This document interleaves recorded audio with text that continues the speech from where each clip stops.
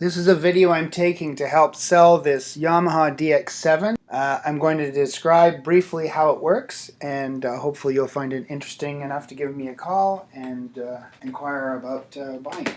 The DX7 is a digital programmable synthesizer that has 6 different operators, and the operators are arranged according to the 32 different algorithms that you can choose, and each operator in effect simply produces a sine tone, and this sine tone can be altered digitally and programmed within the interface of the DX7. The simplest algorithm to use to demonstrate how the DX7 is used to program sounds is algorithm 32. There's 6 operators in parallel, and the 6th operator in this case uses some of the output as and feedback to change the sine tone that's generated. The buttons have different functions. The purple on the top are for the programming, and then the brown underneath are for different functions. And the first thing you definitely want to do is voice initial over here, which is brown. So to get the brown function, we have to press the function button, and then in the display it'll say voice initial with a question mark. So you select yes. Over here is the yes and no. Over there, here's the yes and the no. So you select yes, and then you go, are you sure? Yes. And now you have the algorithm and the 6 operators.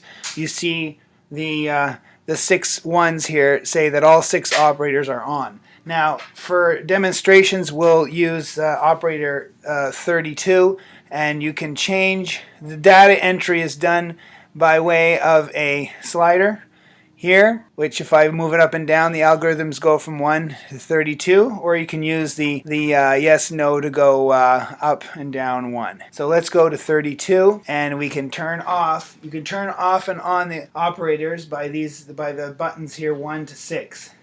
If we turn them all off and press a key, nothing happens. If we turn on operator 1, we hear that sine tone generated. So if you select the frequency ratio, which is the Harmonic Series, and then you go to coarse, there's coarse and fine adjustments, and then you can see that it says 1, so that's the fundamental. If you press the yes button, it goes to the second partial, an octave higher. If you know anything about the Harmonic Series, this is the Harmonic Series, which is the frequencies of all musical pitches. So these are all the partials of the Harmonic Series. So that's operator 1. If I turn off operator 1, turn on operator 2, if you're having trouble hearing the operator, like I have operator 2 here, but nothing's playing when I press it, there's a feature, a button over here that says operator output level.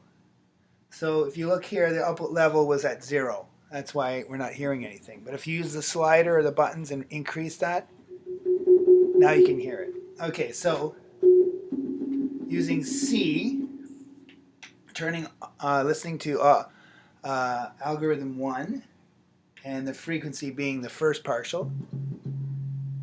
The second partial, turn off 2, turn on 3. Output level again is 0. So we'll just put all the outputs. There's 3, there's 4 is 0. There's 5, turn it up. 6, turn it up.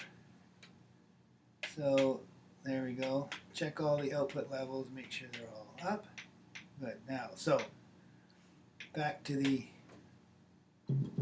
there's 1, 2, 3.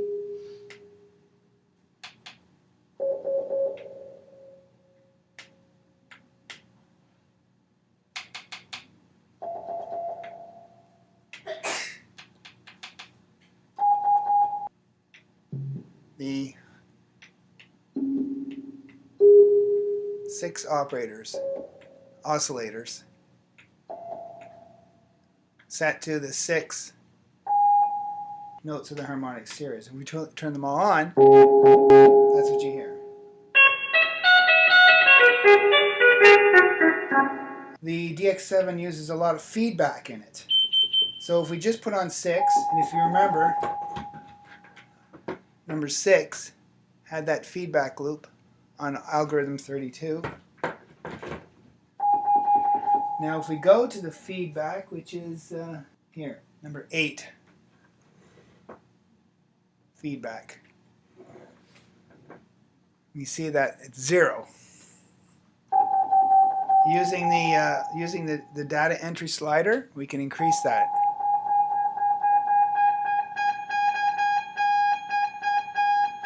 So it changes the sound. And a lot of the algorithms use feedback, usually on number 6, but also the feedback you can see is varying depending on the oscillator and the algorithm, but it's the input. The fact that the oscillator has an input that changes its output. So a lot of these oscillators will have a different oscillator inputting into it.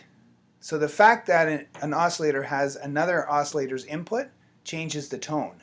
32 is the only one that's all in parallel there. So all we're doing is hearing each oscillator separately. But all these other algorithms have varying arrangements.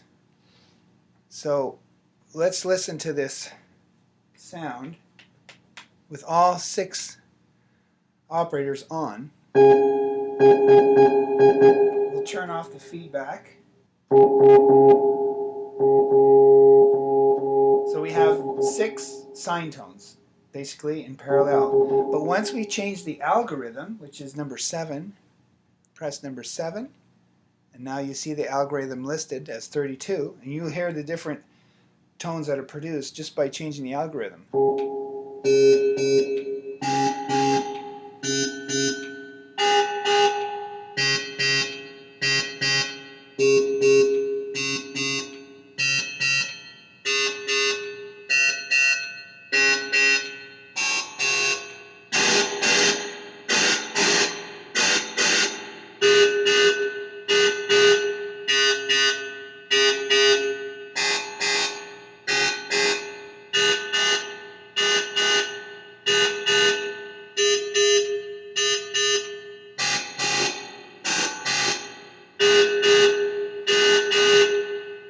Back to 16, that one had a lot of distortion in it.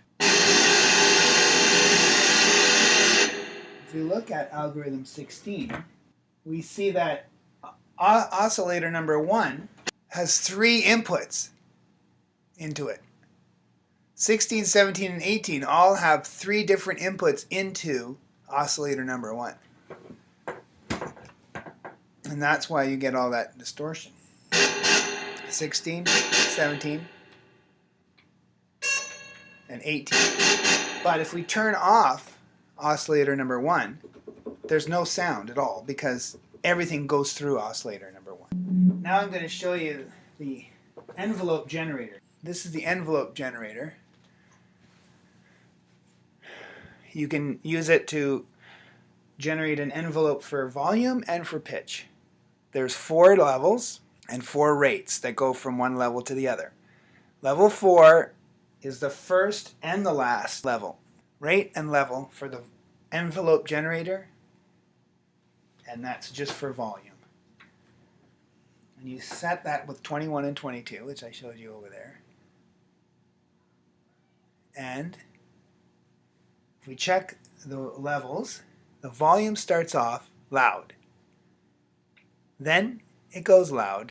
The volume actually starts at level 4, which in this case was 0, and when you press the key it goes to level 1, which in this case is 99. So when you press the key, the volume starts at 0 and goes to 99 at the speed of R1. So you'll see later that R1 is 99, the fastest speed possible. So when you press the key, in this case, the volume goes from 0 to 99 as fast as possible. So it sounds like it starts at 99, but in fact it doesn't start at 99, it starts at 0 and goes to 99 so fast that it sounds like it starts at 99. That was my mistake, and I hope I've corrected that. Stays loud and ends at 0. Now the rate between these is fast, but it doesn't matter because the levels are all the same, except for the last one.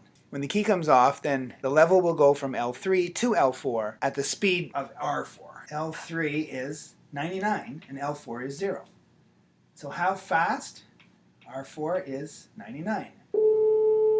So it goes from loud to nothing as fast as possible. Using the data entry, we can change that number.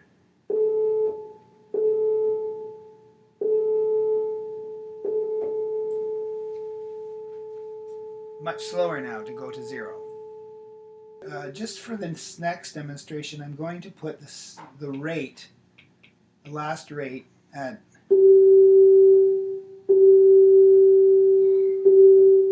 so we hear it going away.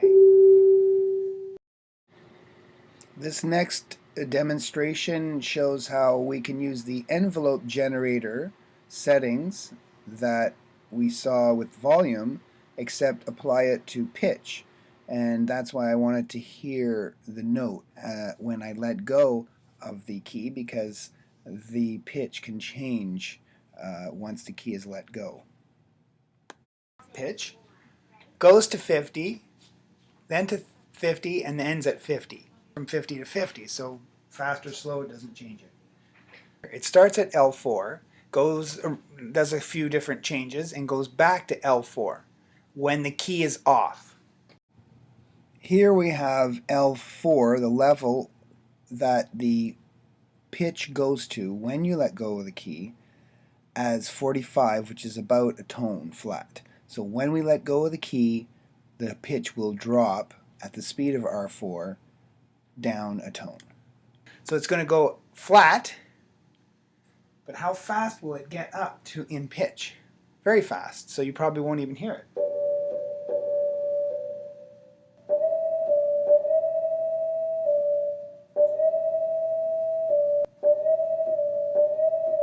Okay, so you see what's happening? So that's a basic operation of the Yamaha DX7. There's a much more stuff that you can do with it. This one comes with a RAM cartridge that has some sounds already on it. It does this particular keyboard does need to have the battery replaced, which means that you can't save any sounds in the internal memory, but you do have the RAM cartridge. And there may be an issue with the pitch wheel. I'm not sure. I couldn't get it to work. But I don't know enough about programming it to be sure that that's the reason. So if you're interested, please give me a call or email me at mark@mrtuner.com. Thank you. Bye.